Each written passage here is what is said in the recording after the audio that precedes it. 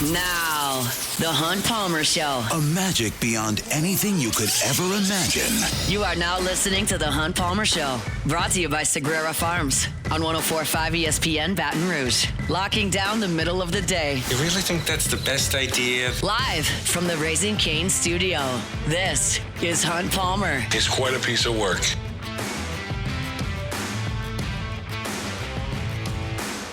Welcome in. Hunt Palmer coming to you from the Raising Cane studio downtown in the capital city on this Thursday, working towards the weekend. Brought to you by Sagrera Farms Premium Angus Beef. Jordan Kitchens, Cassie Spazzali back there on the ones and twos. Fired up you are here with us.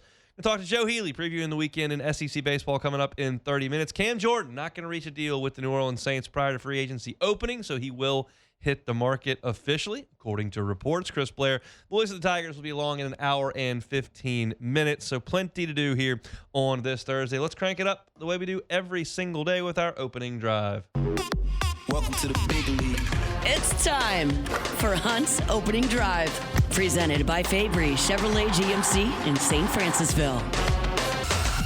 Couple of hat tips before we get to LSU and Louisiana Lafayette from last night. One hat tip to those of you in the Bayou 4 chat and the couple of you that reached out and contacted me directly about the wreck on I-10 yesterday. Apparently it was 5 18-wheelers. It was a bad deal. It shut down I-10. LSU SID Bill Franquez didn't arrive until like the 4th inning. Koki Riley from the Advocate didn't get there until like the 5th inning. I cruised up 190 and never hit my brakes. So I appreciate y'all for giving me the heads up there. Not that anyone cares, but that was a significant travel issue yesterday that I was able to avoid. And the second one that nobody around here really cares about, but I will say this because I mentioned it yesterday on the show. They did a really good job with T-Moore Field. I enjoyed my evening there last night. It was a really good setting for college baseball. I've always liked the palm trees there behind the plate. Because I'm in the press box, I was able to walk down the suite level, which they've done a great job with. It's got the character and the charm that you like in a college baseball facility with the cooking going on down the right field line. And it's still got the bones of the stadium I remember in 2013 when I was last there, but they've dressed it up a little bit, and it's a really nice place to watch a ball game. They packed the 3rd largest crowd in the history of that stadium in there last night, and it was a really good environment for midweek college baseball. As for the game, it comes down to two very, very simple things. LSU played a very poor baseball game, and Louisiana Lafayette played a very good baseball game. And you put those two things together, and you get the final score that was every bit indicative of the way that game was played, 7-2 Louisiana Lafayette. And I cover LSU, so let's talk about LSU here. The team that was put out on the field yesterday for LSU played badly. 3 more errors defensively from the team that you put on the field last night. Offensively, you were bad once again. You had really good nights from Jake Brown and Derek Curiel. They went 5 for 9. Brown got the single in the first inning behind Curiel, who drew a walk.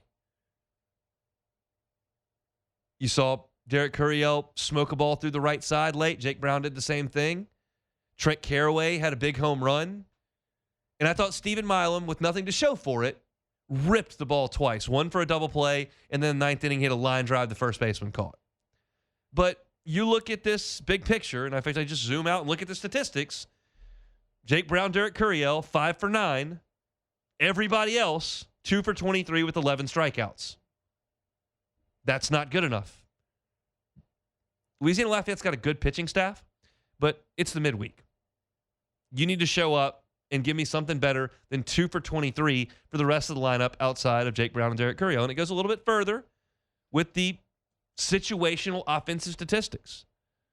You were 3 for 14 with runners on base. That's not going to create big innings unless you hit it over the fence a lot. And unless you hit it over the fence once, you're not going to hit it over the fence a lot in that ballpark. It's big. You were 3 for 14 with runners on base. There are 2 problems with the next stat. You were 0 for 4 with runners in scoring position. The first part is that's only 4 at-bats with runners in scoring position. That's not going to get it done. And then 2, you didn't come through in any of them, which, of course, isn't going to get it done. So that's bad and worse, 0 for 4 with runners in scoring position. You had 1 extra base hit. You hit a homer. That's it. No doubles. You hit the ball hard to the track a couple times. Jake Brown hit it to the track. Caraway hit it to the track. But one extra base hit in 9 innings, and you only drew 2 walks. Nothing about that is creating enough offense, and it's now been going on for a week. That is a concern. Look at Cade Arambidi. He's 1 for his last 12 with 5 strikeouts. Look at Seth Dardar. He's 1 for his last 16 with 4 strikeouts. Look at Cade York. He's 2 for 22 with 7 strikeouts. Look at Tanner Reeves, who was in the 3-hole last night. He's 2 for 16 with 6 strikeouts.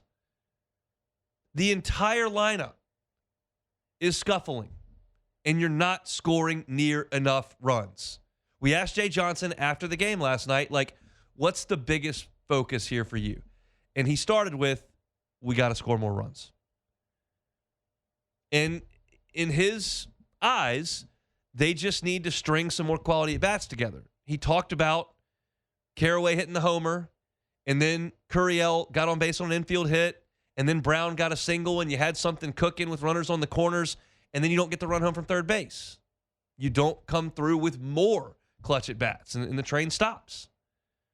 You've got to continue to string good at-bats together. And LSU did that for 2 weeks, and now they're not, and they didn't last night. Not good enough defense behind the plate, and not good enough defense, period. 3 more errors. Guidry spins and throws just a needless, worthless, completely unforced spin pickoff throw to second base that goes into center field. I hate pickoff throws. I hate them. I understand the point is more so to keep guys close than to get outs, but in college baseball, and certainly in high school baseball, they lead to errors and free bases far more than they lead to outs or even holding guys close. You've got to do it some, but LSU stinks at it. Guidry threw it away last night. Cooper Williams threw it away last weekend on throwing to first. He's left-handed, threw it away going to first. Connor Benj picked up a bunt yesterday, winged it into right field. You field a ground ball in the first inning at first base. Got an opportunity to touch the base, get an out. Instead, you try to make the more difficult play. Didn't think it was a terrible throw from Zach York. It was there in time. Arambidi doesn't catch it. I'm in the press box high above. I've got an awkward view of the replay. I don't know if the ball bounced or if he just dropped it. I don't really care. The play wasn't made. It's your starting first baseman. It's your catcher. The play's not made. You're not playing fundamental defense well enough. Certainly not in this game. Certainly not this week with 7 errors in 2 games. And ultimately, you got beat by a team that played way better and ran its playbook. I personally, and this is a personal thing, I digest losses better when the team you're playing goes completely out of character. If you're playing a team that's 15th in the SEC in three-point shooting and they go out and make 16 threes, well, you know what? Probably a decent game plan to make them go bombs away, and they did something out of character. It's frustrating. I don't like it, but it happens. Conversely, if a team just loves to run the football off left tackle and you let them run the ball off left tackle 51 times for 301 yards, that's frustrating. You know it's coming. You can't stop it. You're not good enough. And last night, you showed up in Lafayette knowing they're going to try to draw walks. They're going to put bunts down. They're going to drag bunt. They're going to hit and run. They're going to put pressure on your infield defense. What are you going to do? And they just took it to LSU for the majority of that ball game. They draw a tough walk right out of the chute against Guidry, and then they put their offense in motion. They send a runner from first base. Guidry leaves a curveball a little bit up off the plate away, punch a double down the left field line, merry-go-round. Drop a bunt down, it's a single. 2 perfect hit and runs. Bring another run around. Benj doesn't play a bunt well. Got to put the ball in your back pocket. Instead, he throws it down to the right field line. You just let them run their playbook. And I'll tell you this, and Jay Johnson mentioned this. I was thinking this last night in the press box. Jay Johnson mentioned this. Later on, you're not going to see a lot of teams that play this style of baseball. It's not something that most teams implement. You would consider it a West Coast style, even though it's pervasive at smaller schools. Wofford did it in the regional a couple of years ago. But there's not a lot of schools that do it. But Kentucky is one. And Kentucky comes to the box later this month. And if you learned anything from that game last night as a defensive team, you're going to have to apply it when Kentucky comes here, because they're going to do a lot of the same things. So in a sense, it's kind of like when teams would schedule Georgia State or Georgia Southern in front of Georgia Tech. Schedule a triple option team from the FCS before you got to go play Army. You played a team last night that wants to do things a certain way, and they did it, and you didn't have an answer for it. And right now, unequivocally, full stop, LSU is not playing good enough baseball as a team. And last night, in every phase, the defense wilted, the offense was anemic, and your pitching wasn't good enough. So last night, you deserve to lose. And against Northeastern, you deserve to lose. You probably deserve to get run ruled. And against McNeese, you deserve to lose. Absolutely. And you did. So that's where LSU is right now. We talked to Gavin Guidry for about 10 minutes last night. He said, we just got to keep fighting, just got to keep working. Jay Johnson was surprisingly upbeat last night when we talked to him. We'll hear some sound from him in the second hour. I think that's something I want to, after this monologue, put back to the second hour, and we'll talk about it. But this team right now that's fighting it a little bit. And I told you yesterday that they need to get off to a good start, and I think that's probably why they started Gavin Guidry, to get you off to a good start. And Gavin walked a second hole hitter and then made a throwing error that was unforced. He wasn't bad, but he didn't get you off to the best start, and you give up a 3 spot. And then you start the first 3 innings with no runs, and all of a sudden you're in a hole again, and so here we go again. And that's the rut that LSU's trying to get out of. And they haven't yet. They haven't gotten out of the rut yet. That's the snapshot of the way this team has played in these losses and what happened last night at Teague Moore Field. I think there's a bigger picture discussion that needs to be had about this baseball team. I will do that when we come back. The Hunt Palmer Show. Marucci, go take a tour of Marucci. That's what they want you to do. It's a gym here in Baton Rouge. It's one of the coolest things we've got to offer in the capital city, in my opinion. There's a lot of cool things here, but Marucci is certainly one of them because they're the official bat of Major League Baseball. You would think that'd be at Louisville Slugger or somebody in Cooperstown, maybe somebody in a huge market that's got this thing cornered and is shipping bats all over the world. Nope, right here on Segan, Marucci. They're the ones who are supplying a lot of Major League Baseball with the official bat of the league. And you can go tour where they make $1,200 a day. Bring your youth baseball team, bring your youth softball team, bring your class, bring your family, your kids. You go check it out. Step into the heart of game over at Marucci. Go to maruccisports.com/campus-tour and get your tickets for a tour. Every ticket comes with a 20% discount in the Campus Tour store and in the Hitters Out. 20%. That's no joke. It's Marucci, the official home of the bat of Major League Baseball. Go check them out online, maruccisports.com. You're listening to The Hunt Palmer Show, brought to you by Sagrera Farms.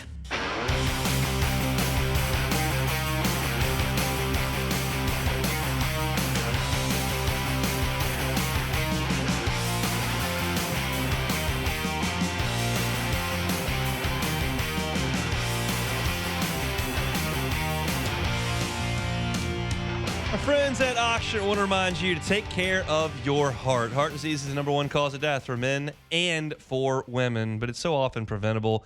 You can stay active with regular exercise, eat a balanced diet that's rich in fruits, vegetable, grains, manage your stress, and try to get some sleep. Avoid smoking, limit your alcohol intake. Your primary care provider is your partner in prevention. They help monitor your blood pressure, cholesterol, and overall heart health. Early detection and guidance can keep you on track for a healthy heart. So make sure and make your health a priority. Schedule your primary care appointment at ochsner.org/brprimary. If it's not something you've done, please reach out to folks over at Ochsner and get that done. You can check in with your doctors and make sure you're on track for a healthy 2026. Check them out online at ochsner.org. All right, so this is a bigger picture deal here because this is something I understand and I appreciate. I love it that LSU fans get worked up when the team doesn't play well. I love that. It's the same reason people get really upset you've lost to Northeastern and lost to UL Lafayette, and the same people are the ones that are locked in, that travel to Omaha, and that make this the most passionate college baseball fan base in the country. And so I welcome that level of commitment to a Wednesday night loss in early March. And I also understand that sometimes when people are upset about that, I can say things that people just dismiss and don't like. And I think that's probably what's coming here. But I'm going to lay it out there because I think this is a big picture conversation that we need to have. When you talk about this LSU baseball team and you think about the games they're going to play in Southeastern Conference play, in a regional, in a super, game 1 in Omaha, like if you think about the team that is going to take the field in those games, it reframes a little bit of my view of the 3 losses LSU has suffered this year. I got a Twitter response last night talking about LSU. I just sent a random tweet during the game, and somebody said, this team does nothing well. I said, wait a second. There are flaws that I am looking at with this team. Their defense is not clean enough. They are not swinging the bat for an extended period of time here. We're over a week. Like, there are flaws. There are things they're not doing well. Don't tell me they don't do anything well. Don't tell me they don't do anything well. Because when they play on the weekend and Case and Evans starts, they're 3-0. When they play on the weekend and Cooper Moore starts, they're 3-0. When they play on the weekend and William Schmidt starts, they're 3-0. When they play on the weekend with a team that you're talking about taking the field in the Southeastern Conference, Friday, Saturday, Sunday of next week in Nashville, Thursday, Friday, Saturday the next week at home against Oklahoma, when they play Tennessee, when they play Kentucky, when they play Texas A&M, that team is going to have Case and Evans, and it's going to have Cooper Moore, and it's going to have William Schmidt, and it's going to have Devin Sheeran, it's going to have Gavin Guidry. And that team, when they go out on the weekends against inferior competition, yes, they're 3-0 every weekend, 9-0 total. They have not lost with that team that I believe is the most representative team. Now, the offense has got to get better, no question. I rattled off the stats in the last segment of Aaron Beatty 1 for 12, Dardar 1 for 16, York 2 for 22, Reeves 2 for 16. Got to get better, no doubt. You are not scoring nearly enough runs. That is representative of the team you're going to put out there. And you played with fire last week against Dartmouth and Northeastern for 3 days and won those 3 games because your starting pitchers in your bullpen were lights out. But that's against an inferior team. You can't just rely on that when you go play a really good SEC team. But the pitching, the starting pitching right now is the strength. And I can think of nothing on a college baseball team I would rather be the strength than starting pitching. I think that Case and Evans has got to be better than he's been. I think that Cooper Moore looks really good, and I'm hopeful William Schmidt is emerging as a star. But right now, your losses are coming in games where you threw 10 pitchers against McNeese, where you threw 8 pitchers against Northeastern, where you threw 8 pitchers against ULL, and Case and Evans, William Schmidt, Devin Sheeran, and Cooper Moore were in tennis shoes in the dugout. So I'm not panicking here because you do have a strength right now that I'm not going to dismiss at all. And now let's talk about the defense as well, because it looks awful. And if you look at the statistics, it looks awful. And you made 4 errors and lost on Monday, and you made 3 errors last night and lost, and that looks awful. And it is. I don't like watching them throw the ball over the yard either. I think it's ridiculous. And I know that it looks even worse considering the fact that last year you were just electric on the defensive side of the ball, just an absolute vacuum all over the field. But I'm going to talk more in depth about this defense right now. Let's talk about some of these errors. On Monday, Cooper Williams, a left-handed pitcher, threw a pickoff throw down the line. To me, is that indicative of bad team defense? Probably not. Last night, Gavin Guidry turned around and threw a pickoff throw into center field. Gavin Guidry's going to play a lot, but I don't care about the pickoff throw. I care about catching the baseball on the ground, catching the baseball in the air, being clean fundamentally with your position players. Last night, Connor Benj, who is probably not going to pitch in any SEC games this year at the rate he's going, picked up a bunt and threw it down into the bullpen. It was 8 feet wide of first base. I don't really care. Connor Benj is like 9th on the list of pitchers that are going to go into a game. So I'm not concerned with the pitchers winging the ball over the place unless it's your starter who's doing it twice a weekend. That, to me, is not indicative of some massive problem on defense. Okay, what else are you doing wrong on defense? Well, John Pearson was playing first base on Monday. I would venture a guess that John Pearson will not start at first base in any of the 30 SEC games. Therefore, I don't care about that. I don't care about those errors. That was an experiment that Jay Johnson had. He wanted to get Zach York a day of rest to get off his feet because he wasn't swinging the bat well. He put John Pearson out there. John Pearson doesn't play a lot of first base. He made 2 really bad plays. Okay, I don't care about that. To this point, if you look at LSU's defense, Stephen Milam has been elite. Start to finish, he will be. He's probably the best defensive shortstop in the country. In center field, Curiel is awesome. When Stanfield comes back, and I believe he will, he'll be really good in left. Jake Brown has made 2 throwing errors. One was really foolish. One was really inaccurate. That's not great, but I'm not concerned with Jake Brown's defense in right field costing you a bunch of games. And Trent Caraway has been just fine at third base. He's been just fine. He made a foolish decision on a throwing error on the first weekend, and he's been just fine. I don't think you're very good at second base on defense, and Cade Arambidi has to play better. No question. Defensively, he's got to be better. So it's second base, catcher, and to an extent, first base with York. He's not going to be a plus defender. There are concerns there. I don't care about Connor Benj throwing into the bullpen. I don't care about Gavin Guidry throwing a bad pick off to second. I don't care about Cooper Williams, a left-hander, throwing a bad pick off to first. Those are errors that I just am not going to concern myself with cropping back up. If your shortstop can't catch a ground ball, you got a problem. If your third baseman can't catch a ground ball, you got a problem. Tanner Reeves got benched because of that last year.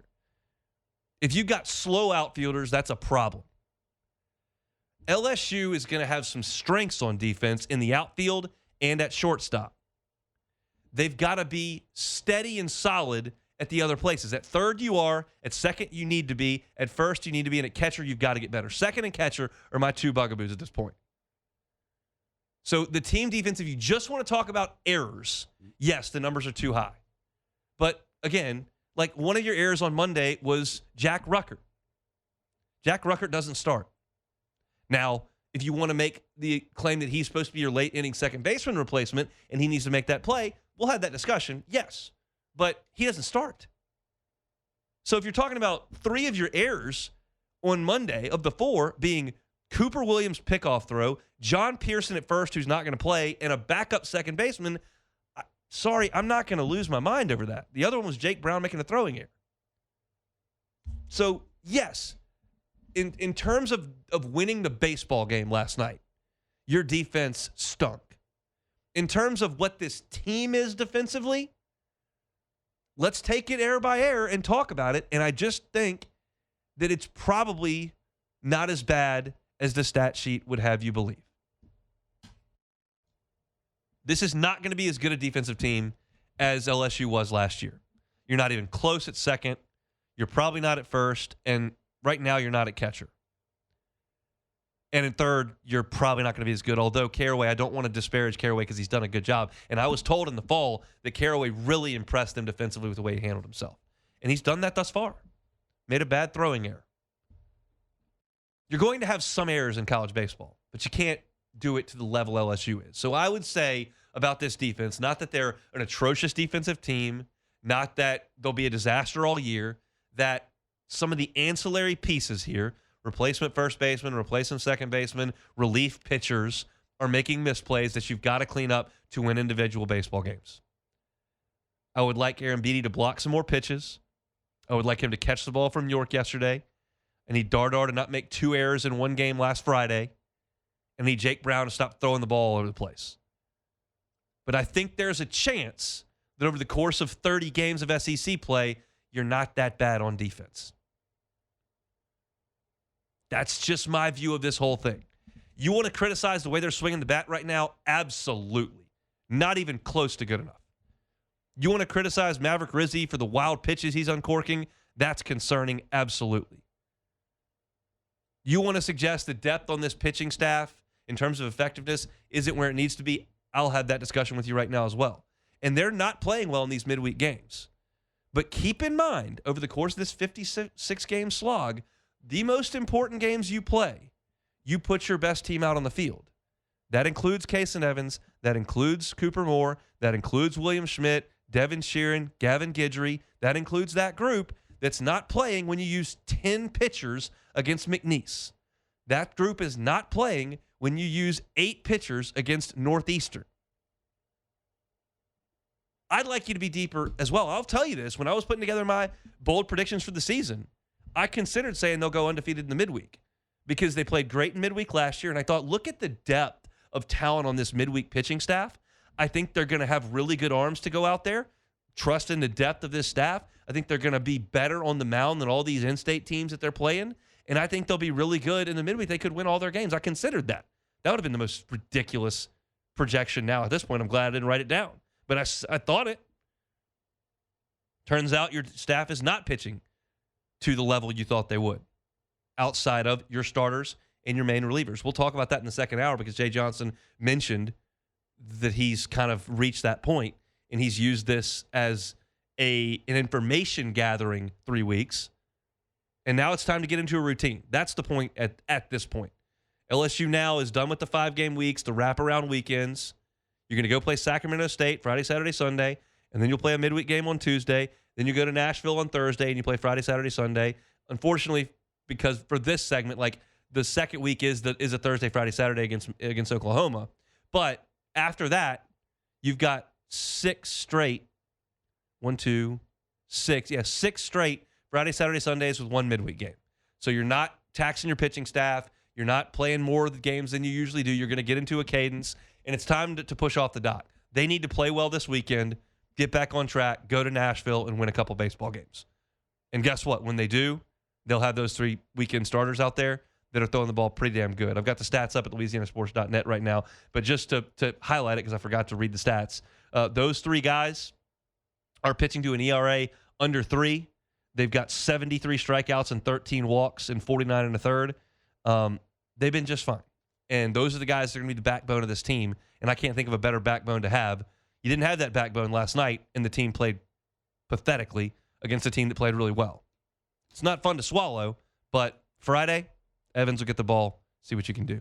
All right, let's talk to Joe Healy about the weekend to come in SEC baseball. That's next. The Hunt Palmer Show. Swing Easy Golf Club in Baton Rouge. SwingEasyGCBR.com. SwingEasyGCBR.com. Weekend's coming. Might be a little damp. Might be a little bit damp. Looks like there's some showers coming in. Might be tough to get on the golf course. Not if you're going to Swing Easy. Fire up the simulator. It's a lot of fun. Go by yourself. Work on your game. You can hit the driving range function where you can see your ball trajectory. You can see your carry distance, how far you're hitting it. You can hit drivers in there. You can hit wedges. You can see where your club face is impacting the ball. They got a great slow motion replay system. The technology is really, really accurate. You can go do that or bring some buddies. Go out to Swing Easy. Fire up some cold beers in that ice chest. Put the TV on. Watch some hoops. And play golf. Play Pebble Beach. You can card a score. Play 18 with 4 friends. Won't take you 5.5 hours. You don't have to worry about the rain. It's a great alternative going to play out there. It's a ton of fun. Swing Easy Golf Club on Segan at Perkins. Online at swingeasygcbr.com. You're listening to The Hunt Palmer Show, brought to you by Sagrera Farms.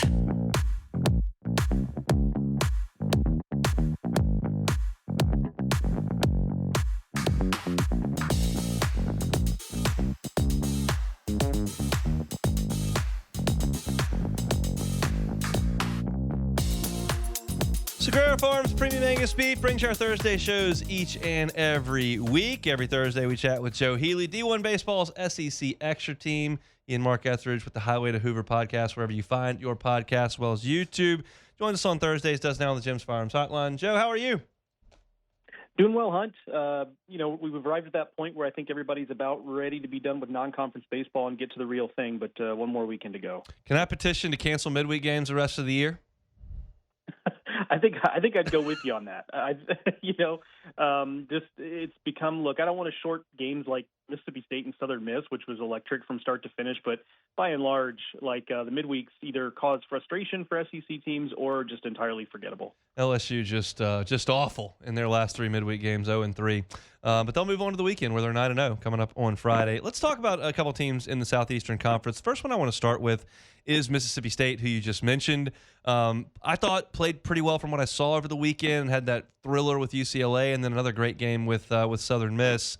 What do you make of the Bulldogs in year one under Brian O'Connor? Yeah, I think they just looked the part, right? And in a couple losses, okay, number one UCLA, okay, you lose on the road in an electric atmosphere to a borderline top 10. We may even have them in the top 10. I don't have it memorized, but Southern Miss team. So those don't really bother me too much. I think they've lived up to every expectation. And if anything, I think some of the questions surrounding this team are more about how are you going to get everybody in the lineup that you want to get in the lineup, because they just have so many options. I'm looking at their stat page right now, and they only have 4 players who have started at least 10 of their 13 games so far. So they're really cycling through players at a pretty heavy clip. Seems like everybody started at least 4 or 5 games. And I've been asked about that by Mississippi State fans, and as long as it's a good problem to have, I don't think anybody should be complaining about too much depth. On the mound, they have a few more questions, I guess. They have a little bit of a Sunday question. It was Charlie Foster. Now it's not. It was Duke Stone, and he was okay. But this is the part of the show where I remind every listener out there that the number of teams that really have a solid Sunday plan, and by the way, LSU might be one of them. Yep. The number of teams that have a really solid Sunday plan is a lot smaller than you think. Most teams are scrambling on Sunday. And so if that's the biggest thing we can nitpick on Mississippi State, I'm going to say they're in a pretty good spot. For sure. Florida has played well. Didn't get to finish their series against Miami this past weekend, but won both games that were played in Coral Gables. How do you feel about Kevin O'Sullivan's team? Yeah, I feel pretty good. So far, they haven't shown any sort of ill effects of the weird fall. And, I think, they took a loss on opening day, and we all kind of went, ooh, what's the deal there? And it turns out it was just nothing. The losses happen. Liam Peterson's been really good the last 2 weeks. Aiden King had a little bit of a health scare last weekend, came off the mound early, but it turned out it was just cramps, which is good news, obviously, for the Gators. And I think improved health has just been a part of the story for this team because they actually have been kind of low-key hurt by injuries the last couple of years, and it hasn't been perfect so far this year. Cade Kurland has already missed some time, as a matter of fact, but Kyle Jones is back and healthy. They have the depth because they have some of the injured guys back that they had been missing in previous seasons, and they've actually gotten some stuff from some freshmen that I didn't think were really going to play huge roles. Cash Strayer is a guy that I didn't really have on my bingo card as being a key piece for the Gators this year, but he's third on the team in hitting, has a couple home runs. He's really been right in the middle of it for them. So I would say they've also just really looked the part so far. Let's talk about a couple teams that lost their weekends last week. We'll start with LSU's opponent next weekend in Vanderbilt, who they took 3 L's over the weekend. Their record looks ugly. What about the product on the field? Yeah, I'd love to say that that's a little bit deceiving, but really since that opening weekend when they went 1-2 and we kind of went, well, actually, I feel a little bit better about them than what the record shows. Everything since then has really reverted back to type, and I feel a little bit tricked, to be honest with you, because you and I talked about, oh, well, this team is hitting with so much more power, and they have a level of physicality they haven't had. That has A, fallen off the table, and B, you look at it now, and it's really just Braden Holcomb and Bertie Johnston. Now, those two guys might hit 15 to 20 home runs each, and that's a pretty good start. So I don't want to totally dismiss that, but it's not as if they're getting it from up and down the lineup consistently. So I think there's a little bit of fool's gold early in the season with some of their offensive production. I do think they have largely reverted to type. They have problems at catcher right now. Colin Barzey has been out. The guys they've tried to fill in with are Mac Whitcomb, the Tennessee Tech transfer, who's just, frankly, he's a great hitter. He's not a good defender. And then they've got a freshman who they like in Corbin Reynolds, but freshman catchers are kind of a thing that coaches tend to try to avoid as a rule. So there's that. And then you add on top of it, Austin Nye. Now, he was also an injury thing last week. His makes me a little more nervous. The word with that is bicep tightness. And anytime you're talking about a soft tissue injury kind of between the wrist and the shoulder, I start to get a little bit nervous about what that actually might mean in the end, because I can just about guarantee you it's not just bicep tightness.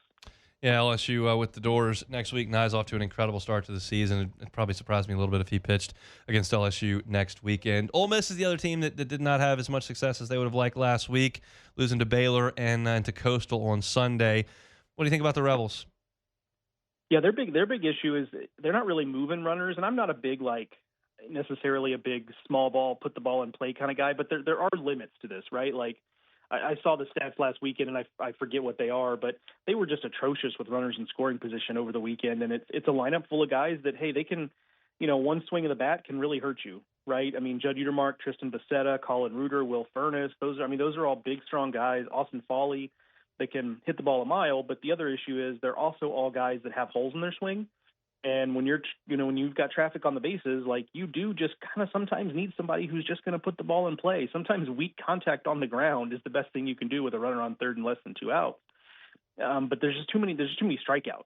So that is a little bit of a concern, to the point where they have a guy on their team named Dom Decker who draws a bunch of walks. That's his whole thing. He draws a bunch of walks, and last year he almost never struck out, and that is also still the case. But he hit 0 home runs for Murray State last year, and he already has 4 this year, which suggests like there's something in the approach there for Ole Miss that is working in terms of hitting for extra bases, which is what everybody's chasing. We just talked about Vanderbilt like needing more of that, but again, there are extremes to that, and I think it's hurt Ole Miss so far. And I think we're also seeing, by the way, my last thing on them is, the questions about Cade Townsend has been very good so far. I'd like to see him against SEC competition, but it will be a continuing question of last year they had these 3 seniors in the rotation, and this year they have Hunter Elliott back, but what are they going to get behind him?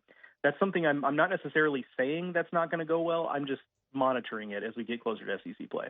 I've liked Townsend's stuff from what I've seen. We'll see how things shape up when they get into league play coming up. All right, this is that weekend. It's very similar, I think, to the weekend before Thanksgiving in football, where everybody plays the Conference USA team. Just not a lot of juice on the bone here.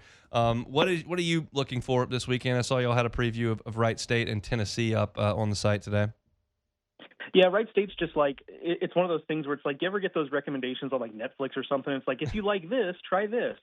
This is kind of like, if you were entertained by Kent State upsetting Tennessee, check out this series, because like Wright State and Kent State are just kind of 2 birds of a feather in terms of mid-majors from Ohio that typically, pull these kind of upsets and tend to be in the postseason. Like, they kind of match in that regard. So that was what I grabbed at straws and came up with that as the series of the weekend, because you're right that it's a little bit barren, but there are a couple of others, I would say, mid-major teams that are at least talented enough to make teams nervous. USC Upstate going to Texas, can they Texas get their first loss in that series? I think that's somewhat on the table. USC Upstate is talented. High Point is also talented. They've got their Friday guy is a guy named Wade Walton, who a lot of people, frankly, thought would be pitching at Florida this year. He's a kid from Florida that High Point got to campus, even though he was a draft prospect. Some folks thought he would transfer after his freshman year, but he stuck it out at High Point. I'm not saying he's going to outpitch Liam Peterson, but he's good enough to at least make that game a little bit interesting on Friday. So I think that kind of stuff is what we're going to have to cling to this weekend, because I'm not convinced that any of these series are going to be overly compelling. I would be negligent not to ask your thoughts on LSU. They're 9-0 on the weekends. They're 2-3 in the midweek and have lost 3 in a row in pretty ugly fashion. Any concerns with the Tigers? Not really. Now let's get to like the nitpick part of the show. Like, yeah, I do think they're still figuring out what they want midweeks to be, and I think you can take solace in the fact that some of the guys that pitched the last 2 games in which they've lost are probably not going to be guys. Some of them are probably not going to be guys that are getting a ton of innings on the business end of the season. So I think there's that.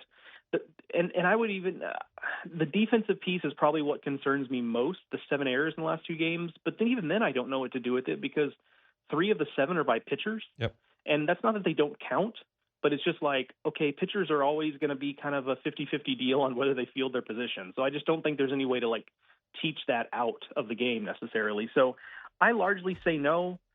I'm not overly worried here. And as a matter of fact, I think there's probably part of Jay Johnson, as much as he wants to go 56-0 and then go on to win a national title, there's probably part of him and his coaching staff that says, look, like, this is not the worst thing in the world. Like, this gives us an opportunity to show our team that, hey, we're not just going to walk out on the field with LSU on our chest and win games because it says LSU. We actually have to do the things to win the games.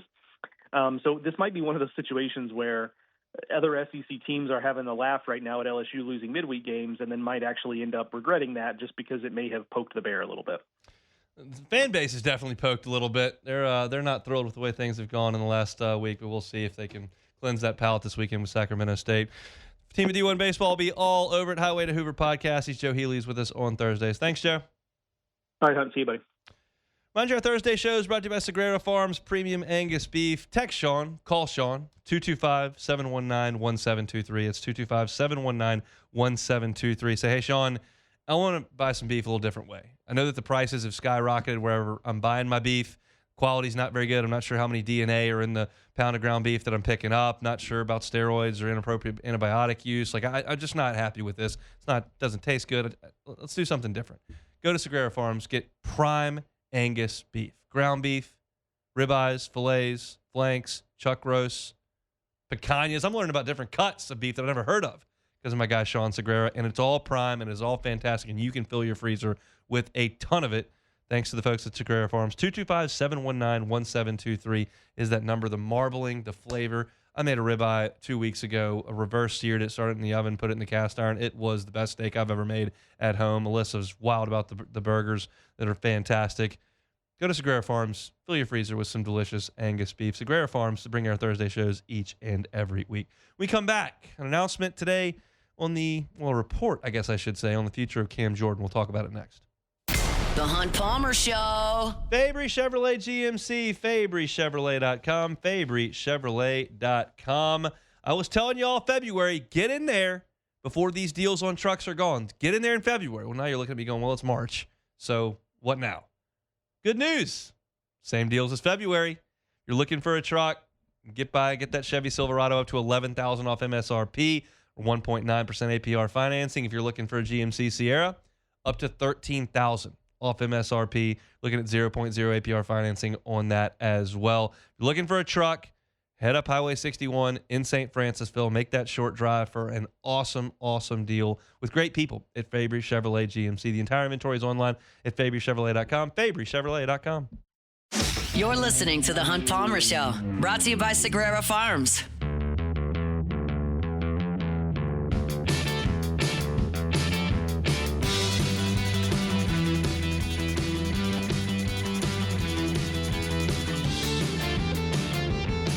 I tell y'all this story all the time, but back in 2023, I was about to plop down on the couch and watch Paul Skeens pitch in the College World Series opener. One of those summer storms blow through, and I lost power. Ended up at my wife's friend's in-laws' house watching the game. That's not where you want to be watching the game. It's just not. I love the Donahues, but I was trying to watch the game at home. Ended up having to leave. Don't let that happen to you. Check with the folks at Boudreaux's Electrical Services and get that Generac home standby generator for your home so the power doesn't go out if it's a hurricane, if it's a summer storm, if it's a winter event, if just one of those afternoons where somebody drives off the road and hits a power. Just don't give yourself the inconvenience. Give yourself the peace of mind that comes with a Generac generator from the folks over at Boudreaux's Electrical Services. You can call them at 985-397-1562, 985-397-1562, or in the Gonzales location, 225-300-9389. The easy way is to go to BoudreauxElectrical.com. You can do that. Neil and Melissa have been rocking and rolling for 40 years. Go with the local option for a Generac home standby generator. Go with Boudreaux's Electrical. Report coming out from Adam Schefter today. Cam Jordan is not going to reach a deal with the New Orleans Saints prior to the deadline, so Cam Jordan will officially be a free agent. Now, that doesn't mean, obviously, that Cam Jordan is not going to return to New Orleans. It just means that he's going to hit free agency for the first time in his career. That's a wild run for a defensive end. Yeah, you don't let your quarterback get to free agency, right? That doesn't happen. But your defensive end, like, generally speaking, that's somebody who's going to test the market. And the Saints have kept Cam Jordan locked up for his entire career. And finally, they haven't come to an agreement. And this isn't breaking news. We've known this was a distinct possibility for over a month. But you always knew there was a possibility because of the relationship that Cam has with the organization and the attachment he has to the city. And really what we've heard from all the beat writers that we talked to, whether it's Luke Johnson or Sharif Ishak, we've had discussions about this with Sean Fazan. You heard from Nick Underhill in the morning show, like Jeff Duncan's come on as well. Like, everybody kind of gets a sense that they think Cam will come back. But it's just when you read it on Twitter, and it really sets in that a guy who has played 15 years with the organization as a first-round pick and has kind of been the heartbeat of that defense along with DeMario Davis and some others over the decade plus. It's just interesting to read. And now we just kind of sit and wait and see who decides what each other is worth. Does Cam want to take that 10-plus sacks next to his name and test free agency? Do the Saints feel like it's worth paying a guy at that age who probably won't reproduce that? Like, who blinks? And I'm fascinated to see how it shakes out. But Adam Schefter, 8-time Pro Bowl defensive end Cam Jordan, going to look at free agency. I mean, it hurts to see. I'm going to be honest. I seen it. I was like, man, no way. Like, I can't believe this. Again, you're right. It doesn't mean he's gone, but it means he's going to test the market, see what his value is, and we're going to go from there. I will say this, though. If Cam Jordan's out on his roster next year, you can't bring DeMario back either. You might as well just go ahead full head. No, like, real, like, you might as well just go, like, all right, well, new era. My disagreement with that is I think DeMario will have a better 2026 NFL season than Cam. I don't think Cam's going to get 10 sacks. Yeah, no way. No way Cam gets 10 sacks. So if you're thinking that if the Saints decide they're looking for production in 2026 because they're a playoff team with eyes on competing in the NFC and they don't think Cam's going to live up to it and DeMario is, and you bring him back. If you were in a situation where you didn't think you were going to be very good this year and you just wanted Cam in the locker room, well, you cut him a check. A 1-year deal, make it happen, fine. Like, it's a legacy deal. If you don't sign him, I think it's indicative of the confidence in the organization that, hey, we've got 2 ends. We can bring another one in. We're not going to bring in a guy who who have to overpay because he got 10.5 sacks. And I think if he's not back in New Orleans, it's indicative of the front office believing 2026 is the year we can make a push. That's what I think. Yeah, true. And I also believe that also means this franchise has turned a new leaf and they're not getting stuck in these crazy contracts with older players. And we're not going to do that. We're young. We're going to try and make a push. So I would like to have Cam back, but if push comes to shove, I'm okay. I'm going to trust the beat writers that are around us all the time that have known Cam Jordan in some cases for 15 years. He loves it here. I think he's going to be back. I hope so. That has nothing to do with my opinion. It's just I'm trusting the beat writers who believe that. So we'll see. Cam Jordan going to hit the free agent market coming up next week. All right, that's it for hour number 1. Fast-moving show. We got a lot of baseball to get to. Jay Johnson sound coming up after we pause for Sports Center. Chris Blair, voice of the Tigers, with us in 20 minutes. Don't go anywhere. It's the Hunt Palmer Show. The Hunt Palmer Show. Highland Insurance Group, HighlandIG.com. HighlandIG.com is that website. Your commercial property and casualty needs, they got you at the Highland Insurance Group. Make sure you're taken care of from an insurance perspective. I know it's not the most fun conversation to have in the world, and that most business owners, most CFOs are just looking at that bottom line on the premium. And I understand that. And they'll take care of you from that perspective at the Highland Insurance Group. They're an independent broker. They have contracts with dozens of carriers. They know who's pricing things well, who fits your line of work, and where to place your policy in terms of the premium. But they also are going to take care of you from a coverage perspective. Do you know whether or not you're covered for a cyber breach if one of your employees clicks on the wrong email? What if you get into that car accident with an employee vehicle and it's a bad one? Do you have the proper umbrella limits? What about the coverage that you need for EPL? Is your building evaluated right? They will take care of you at the Highland Insurance Group. It's Jonathan Carbo and his team at the Highland Insurance Group. They're online at HighlandIG.com, HighlandIG.com.